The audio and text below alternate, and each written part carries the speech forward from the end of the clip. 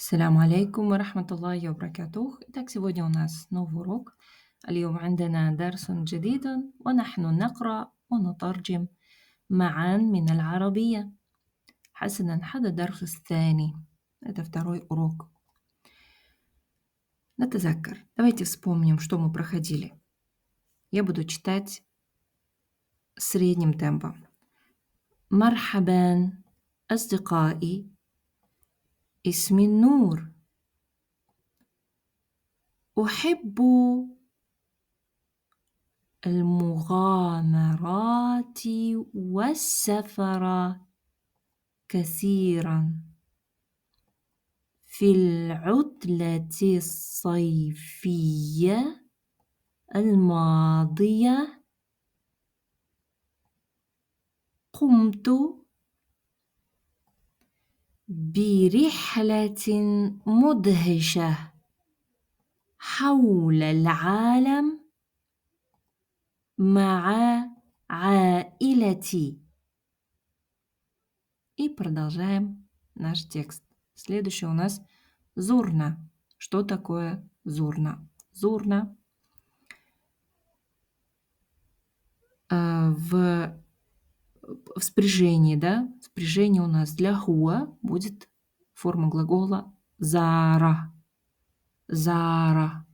Зара – посещать. Посещать, навещать. Значит, в данном случае мы говорим о посещении какой-то страны. Зурна. Давайте рассмотрим с вами достаточно быстро спряжение. Да? Значит, здесь вы видите зурна, мы посетили, а мы помним, что Нур, девочка Нур, говорит, что она отправилась в путешествие со своей семьей. Поэтому здесь она сразу говорит: мы посетили, зурна. Для первого лица, да, для ана, спряжение у нас будет зурту. Для анта зурта, анти зурти. Например, هل زرتي كازاخستان مثلا؟ حسنا. بعد ذلك далее. أولا. Это слово я очень часто повторяю на уроках. أولا. أولا может переводиться как во-первых или же сначала. В данном случае, возможно, ближе здесь идет значение как сначала. Сначала мы посетили, и дальше идет слово Маср. Масра, да? Маср. Маср у нас это Египет. Маср это Египет. Далее у нас идет раайна. Раайна. Глагол раа. Раа это видеть. И мы видим окончание на. Это показывает нам на спряжение нахну, мы. То есть мы видели, раайна, видели. Данный глагол, да, спряжение данного глагола есть в уроках, поэтому здесь мы спрягать его не будем. Но можем так слегка вспомнить, да, например, раайту Марьям. Халь раайта Марьям? Хия раат Марьям. Например, да? Так, у нас здесь было слово кабира. Угу. Агромат аль-кабира. Значит, что такое агромат? Агромат – это есть пирамиды. Агромат – пирамиды. И прилагательное кабира. Кабира. Агромат у нас во множественном числе. И обратите внимание, что слово кабира у нас в женском роде. Почему так? Дело в том, что в арабском языке, когда у нас существительное, неважно, если в единственном числе существительное может быть в мужском роде, например, да, слово китаб. Китаб. Китаб мы знаем, это мужской род, да? Мы скажем китаб кабир. Китаб кабир. Большая книга. Но когда мы скажем кутуб, большие книги, мы скажем кутуб кабира. кабира. У меня слово прилагательное кабира, да? Оно будет у меня уже в женском роде. Кабира. В данном случае в грамматике арабского языка она называется сифа. Аль-ахрамат кабира. رأينا الأهرامات الكبيرة.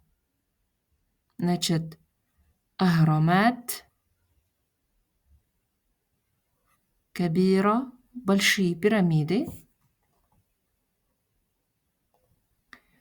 Ван-нахр, нахр. Нахр в арабском языке это река. Дальше идет ан-Нил. Нил это у нас название реки. Ван-нахр Нил джамиль. Красивая, красивую реку, да? Получается, раайна мы видели, аромат пирамиды, большие, ван-нахр и реку Нил, красивую. Хасанан. Ракибна джамалян. Ракибна. Что такое ракиба? Данный глагол. Данный глагол переводится как кататься, ездить. И еще может иметь такое значение, как забираться, да? Получается, ракибна. Мы катались. Джамалян. Джамаль, собственно говоря, это у нас верблюд. Джамаль – это верблюд. Получается, мы катались на верблюде. Ва. И дальше она говорит о себе, потому что мы видим, что глагол шаар ту имеет у нас окончание ту, да, а мы знаем, что ту окончание для ана идет. Ва шаарту, и я почувствовала, би. Би, анни. Что такое анни? Анни в данном случае это у нас соединение анна, что, и дальше у нас слитное местоимение и в значении как мне, да, но все вместе получится как анни, что я. Анни, что я. Вашаарту би анни. И я почувствовала, что я мустакшифа. Мустакшифа. Что значит слово мустакшифа? Мустакшифа – это исследовательница. Мустакшифа – исследовательница. И дальше у нас слово идет хакикия. Что значит хакикия? Хакикия – это значит как правдивое или настоящее, да, имеет значение. Мустакшифа хакикия, что я настоящая исследовательница. Отлично. Это был у нас такой небольшой урок. Новые слова.